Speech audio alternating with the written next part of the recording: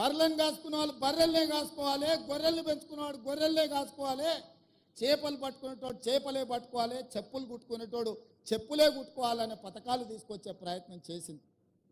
నేను అడుగుతున్నా, ఇక్కడున్న ఉపాధ్యాయులను, భవిష్యత్ తరాలను తీర్చిదిద్దబోయే మిమ్మల్ని నేను అడుగుతున్నా, మన తాతలు ముత్తాతలు చెప్పులు కుట్టో చేపలు పట్టో గొర్రెలు పెంచుకోనో బర్రెలను కాసుకోనో బతుకుతే మన మనమన్లు కూడా అదే వృత్తి చేపట్టాలనా?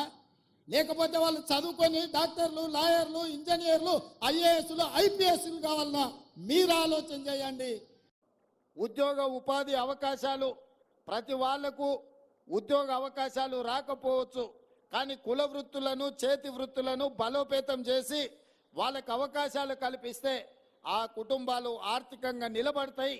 ఆ కుటుంబాలు ఆర్థికంగా నిలబడితే వాళ్ళ పిల్లలను చదివించుకోవడానికి అవకాశం ఉంటుంది. ఇంత పెద్ద మాట అన్నాడు సార్ ఆడు.